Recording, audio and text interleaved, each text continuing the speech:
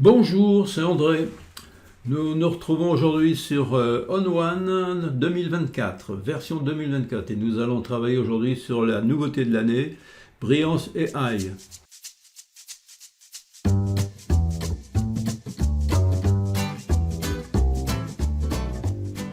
La photo qui apparaît a déjà été travaillée en mode manuel.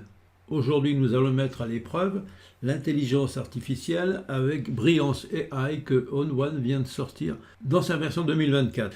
Tout d'abord, avant de démarrer, il est bon de s'assurer que notre photo est bien celle que nous avons prise lors de la prise de vue et que c'est bien la photo capteur. Pour être sûr de cela, il suffit de cliquer ici sur la flèche qui se trouve là, réinitialiser tous les réglages. En cliquant dessus, on a ici une information qui donne, selon laquelle on va réinitialiser les réglages, on fait OK, et notre photo prend tout de suite une autre allure, qui est celle, effectivement, que nous avons à la sortie du capteur. Alors, en termes de développement, n'oublions pas, nous sommes ici sur modifier la photo. Nous allons donc pouvoir tout de suite mettre en évidence Brillance AI. Je clique ici sur le petit bouton à la gauche de Brillance AI. En un seul clic, un seul, j'obtiens une modification instantanée de ma photo. Effectivement, si j'éteins ici le travail, voilà ma photo d'origine, voilà mon travail réalisé par Brillance AI. Alors, peut-être est-il pertinent d'aller voir ce qui se passe un peu plus en détail dans tout ce qui vient de se dérouler et dans cette modification de photo. Si je double-clique ici, je fais apparaître un certain nombre de curseurs, dont le premier concerne le montant, c'est-à-dire qu'il nous donne ici une valeur moyenne à 50% de ce que AI propose. Et si je clique et je glisse vers la droite, vous voyez que là, j'ai une dominante jaune très forte et très lumineuse, et si je m'en vais vers la gauche, j'ai une dominante plutôt sombre et plutôt proche de la photo d'origine. Donc effectivement, si j'arrive ici à 0, ben, ma foi, je suis sur ma photo d'origine. 50%, on va garder ça dans un premier temps, c'est une valeur qui est intéressante pour démarrer. Ensuite, nous avons un curseur que l'on peut ici d'ailleurs affiché ou masqué. Et nous avons ici quantité tonalité. Donc on va pouvoir jouer sur ces deux curseurs, l'un sur la tonalité, l'autre sur la couleur. Je vais mettre à 0 la quantité de couleur et je vais jouer sur la tonalité. Vous voyez que je fais varier plus ou moins la tonalité, la quantité de lumière, les blancs, les points noirs, les points blancs, etc. Et je peux donc, si c'est nécessaire, jouer là-dessus. La quantité de couleurs, eh bien, on va la faire varier dans l'autre sens. Et on va voir apparaître petit à petit une couleur qui est de plus en plus affichée, jusqu'à 100, selon ce que l'on veut obtenir. Ici, en l'occurrence, puisqu'il s'agit de couleurs d'automne avec ce chêne et la verdure du pin, eh bien, ma foi, on peut jouer effectivement assez largement sur les éléments de couleur.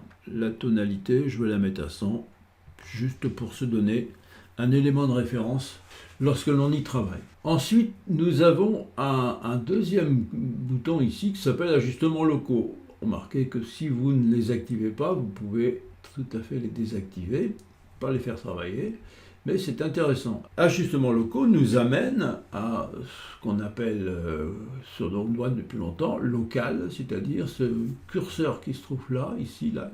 Auparavant, il était à gauche, maintenant il s'est rapproché de développer. Ça n'est pas ridicule dans la logique actuelle de On One 2024. Pourquoi? Parce que, eh bien voilà, on peut passer de l'un à l'autre très facilement. Et ce local, ici en bas, dans Ajustements locaux, nous permet d'observer première fenêtre, région.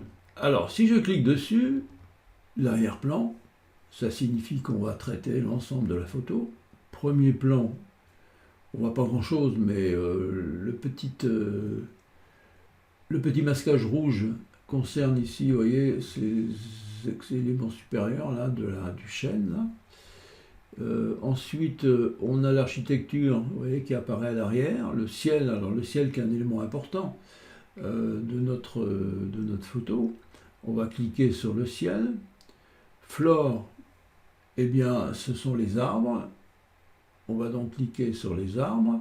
Le transport, il n'y a rien à dire. Le sol artificiel, le voici. Le terrain naturel, le voilà. Et on va faire appliquer. Dans les ajustements locaux, nous avons donc, dans un premier temps, les régions. On a ici ciel et flore. ciel concerne, comme son nom l'indique, le ciel, et si on fait varier le curseur ciel, on voit que le ciel s'assombrit ou s'éclaircit. On voit très bien que selon ce que le souhaite, on peut obtenir quelque chose de très neutre, voire plus contrasté, en particulier sur la partie droite de la photo, qui est une zone un peu délicate à traiter, puisque en réalité, elle est surexposée. La flore va concerner les arbres, et si on s'intéresse à la région, on peut aller un peu plus loin. Vous voyez que ciel et flore sont activés ici. Et là, on voit, vous voyez, que quand on va sur flore, on a bien les arbres qui sont activés. Ciel, c'est bien ici, activé. Lorsque dans cette zone, cette couche rouge apparaît au-dessus. Et puis, on peut aller sur le transport, il n'y a rien. Le sol artificiel, c'est le bitume qui vient sur la partie avant de la photo. Terrain naturel, c'est la pelouse. Et je propose que terrain naturel, on l'inclut aussi. Si donc je clique sur terrain naturel, j'ai ici une étoile qui me donne une indication, ça signifie qu'il faut que je l'applique ici. Voilà. J'ai donc maintenant qui apparaissent dans région le ciel, la flore et le terrain naturel. Dans tous les cas, apparaît au premier abord le montant 25 en termes d'ajustements locaux. Si on veut aller un peu plus loin, n'oublions pas que ces zones sont répertoriées dans des masques, et ces masques, on va essayer de les découvrir rapidement ici. On va s'en aller dans local, et dans local, j'ai ici brillance AI, je vais le fermer, ciel, j'ai brillance AI flore, et j'ai brillance AI terrain naturel. Ce sont les trois éléments qui sont apparus spontanément ou que j'ai modifiés, et qui sont donc transformés ici. Si donc je viens sur brillance AI, ciel, j'ai un curseur d'opacité ici général, comme on a l'habitude de voir dans ON1. Ensuite, tourner sur un mode qu'un darken signifie qu'il est sombre. Là, vous voyez, ça veut dire qu'il a été modifié. Mais il est modifié d'office, il est modifié par défaut. Et l'exposition qui est affectée à ce darken, c'est-à-dire à cet assombrissement, il est de -1 diaphragme. C'est le -1 qui se trouve là. On peut bien sûr le réajuster à 0. On peut mettre voilà, en double-cliquant dessus, on obtient 0. On le garde, donc il n'y a pas d'assombrissement de la photo. On peut jouer sur le contraste ici, elle est un petit peu augmentée. Les tons clairs, on peut effectivement les modifier. Les tons moyens, on peut les augmenter.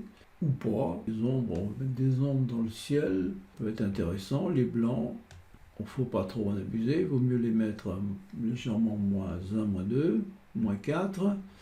Les noirs, pareil. Et particularité, on peut jouer aussi sur la structure, on peut jouer sur la brume, etc., comme on l'a vu dans la gestion manuelle de la photo dans le développement précédent.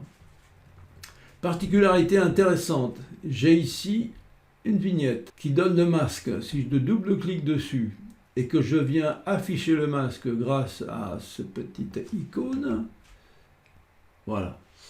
Ce petit pictogramme affiche le masque, et vous voyez que cette fenêtre, elle peut être déplaçable. On verra plus en détail plus tard l'intérêt de cette fenêtre et ce qu'elle propose. Alors, vous avez ici en blanc une zone qui concerne le ciel, en noir, une zone qui concerne tout sauf le ciel. Alors, dans les masques, ce qui est blanc est modifiable dans l'action que l'on mène, et ce qui est noir s'oppose à l'action que l'on mène. Donc, tous les réglages que l'on a fait tout de suite sur le ciel, eh bien, seront appliqués dans la zone blanche. Par contre, ils ne seront pas appliqués dans la zone noire. Donc, je suis bien dans la brillance ciel. Si maintenant je suis dans la brillance flore, si je double-clique dessus ici, si je clique dessus ici plutôt. Flore, c'est les végétaux. On va voir qu'on peut exposer un peu moins peut-être les arbres, mais il ne faut pas trop jouer. Voilà, quelque chose comme 0,25. Le contraste, on peut l'augmenter un peu. Ça, c'est pas inintéressant. Les tons clairs, ouais, on est sur les arbres, n'oublions pas. Les tons moyens, ouais, on peut jouer légèrement. Les ombres, on peut assombrir un tout petit peu, mais pas. On va laisser comme ça, et on va s'intéresser à flore. Et si je viens ici, J'obtiens cette fenêtre de masque que je vais ici activer. Et vous voyez que là, dans la flore, je trouve qu'il y a une petite erreur de fonctionnement parce que ce qui est noir va s'opposer à la modification. Ce qui est noir, c'est le ciel, rappelez-vous. Ce qui est blanc ici, c'est la flore, c'est les arbres, mais je vois que le gazon, là, est pris en compte aussi. Par contre, la partie basse de la photo, ici, est en noir, donc ne sera pas modifiée. Ça, c'est le bitume. Donc, les modifications qu'on va faire alors, à la vérification du masque, les modifications que l'on va faire sur les arbres vont aussi avoir une incidence sur la pelouse, indubitablement. Alors, je vais revenir à ma photo de départ. Voilà, je reviens sur mon petit masque et je ferme ça. Voilà ce que l'on peut dire sur la flore. Et sur le terrain naturel, eh bien, on va également, là on est en darken également. Si là je suis venu à 0, on va peut-être assombrir un peu, augmenter le contraste, c'est pas mal, les tons clairs, descendre les tons clairs, non, on va en assombrissant, les tons moyens. J'aime bien cette pelouse un peu contrastée. Les ombres, on peut peut-être baisser un tout petit peu. On n'obtient pas grand-chose avec les ombres. Les blancs et les noirs. Bon, allez, on est donc dans le terrain naturel et on ferme. Voilà donc ce que l'on obtient dans cette seconde version du traitement de la photo. On va repartir dans Browse pour comparer ce traitement issu de l'intelligence artificielle pour le comparer à la version précédente qui a été faite de façon manuelle, c'est la version 1. Je vais venir sur Browse, j'ai dit, je vais venir sur Comparer, nos photos sont là. Celle-ci est celle que j'ai obtenue de façon manuelle, celle-ci est celle que j'ai obtenue avec Brillance AI. Les deux photos sont véritablement différentes. La première est peut-être un peu sous-exposée avec un ciel peut-être très bleu, l'autre à gauche avec Brillance AI et peut-être plus naturelle avec son ciel. Elle est peut-être un peu plus lumineuse au niveau des arbres. Quant à sa pelouse, elle est un peu plus contrastée, plus éclairée.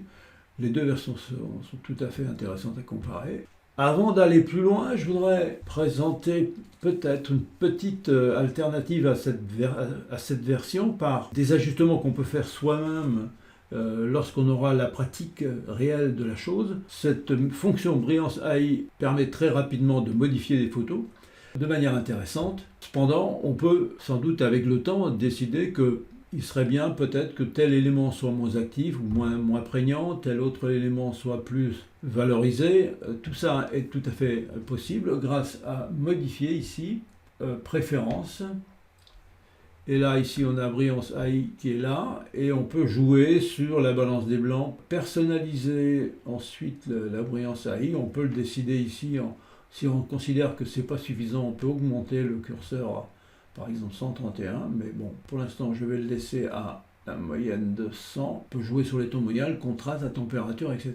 Alors, on peut aussi appliquer automatiquement les ajustements locaux, tels qu'on vient de le voir tout à l'heure, et quand on est d'accord, on fait d'accord. On peut donc, grâce à ces modifications, permettre à Brillance AI de pouvoir s'appliquer de manière plus ou moins intensive sur chacun des éléments de la photo, en fonction de ce que l'on a la pratique de faire. Voilà donc ce que je peux vous en dire sur cette première approche de Brillance AI, et la comparaison qu'on peut en faire avec la photo manuelle. Petit détail particulier que je n'ai pas souligné ici, lorsqu'on est dans le module de développement, on va venir modifier. On a ici un élément majeur qui est la correction de l'objectif. Brillance AI ne fait pas de modification de correction d'objectif. Donc il faut activer ici correction d'objectif. Voilà ce que je peux en dire dès à présent sur cette première approche sur Brillance AI. On aura l'occasion d'en reparler. Je vous remercie de votre attention, de m'avoir suivi jusqu'ici. Je vous dis à bientôt. Kenavo, Kenavo.